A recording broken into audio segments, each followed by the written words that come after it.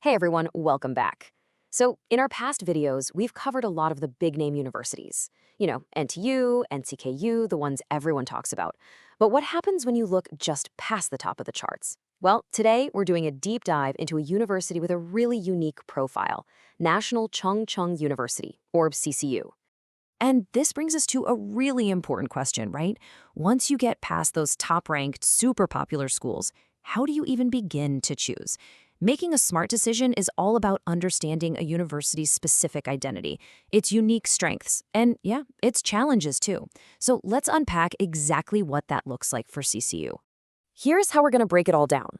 First, we'll go over the rules of the game, how we actually measure popularity. Then, we'll zoom out to get the big picture of where CCU stands overall. From there, we'll do a deep dive, field by field. And finally, we'll pull it all together to really understand CCU's unique profile. Okay, first things first. Before we can really get what all these rankings mean, we have to understand the method behind the madness. It's definitely not just about test scores. So we're using what's called a popularity index. And this is cool because it combines two really critical factors. First is the national ranking, which basically tells you how selective a department is. But second, and this is key, is the application rate.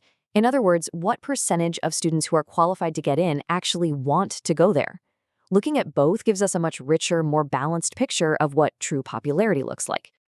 So, with that in mind, let's zoom out. In the grand scheme of Taiwan's higher education landscape, where does National Chung Cheng University fit in? Well, this table pretty much tells the story. If you look at the 9-year average, CCU lands squarely in the stable mid to latter tier of national universities. You can see it's right there behind competitors like Chungsing and Central. And a huge factor here, you can't ignore it, is its location in Chiayi, which places it a little further from those major city hubs. Okay, now for the main event. A university is so much more than just a single number, right? So we're going to break CCU down by academic fields to see where it truly shines and, where it faces a bit more competition. Let's kick things off with its most distinctive area. We have to start with what is arguably CCU's most famous and distinct field of study, law and politics. This is really where the university has carved out a special name for itself. So, looking at the data, CCU's traditional law programs are solid mid-tier players. But the real story here, the fascinating part, is the Department of Crime Prevention. Now, this isn't just another program. It is the only one of its kind in all of Taiwan. It's CCU's signature, a truly unique ace up its sleeve. All right, let's switch gears and talk about the field that dominates so much of the conversation these days, engineering and IT. How does CCU stack up in this super competitive, tech-driven world?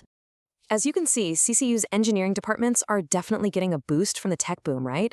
They've got respectable rankings for electrical engineering and computer science, but they consistently trail their direct competitors like National Central University.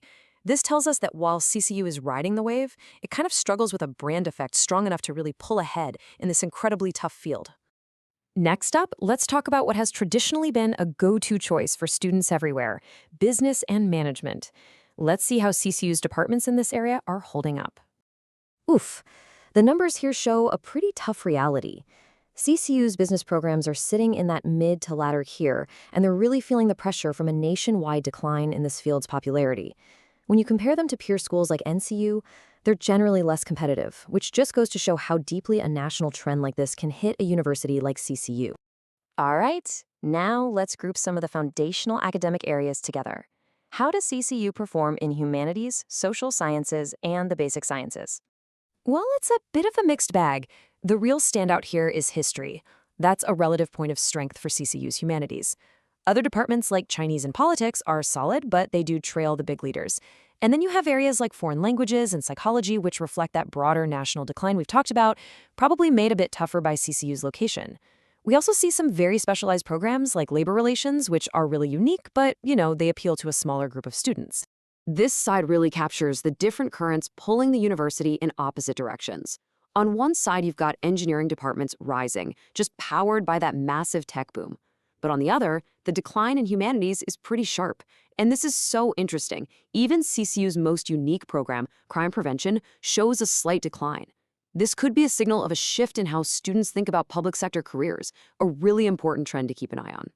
So, after digging through all of this data, what's the big takeaway? What is the unique overall profile of National Chungcheong University?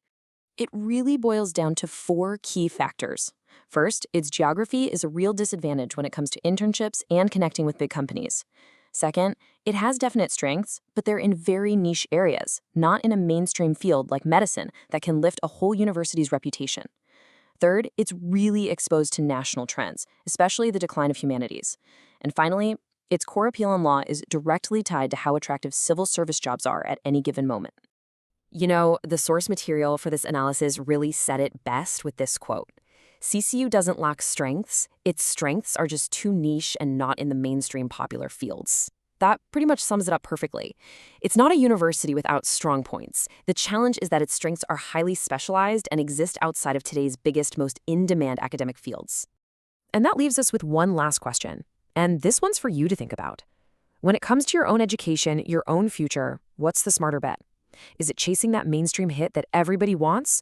Or is it finding that unique specialized niche where you can really truly stand out? The answer to that says a lot about what you value most. Thanks for watching.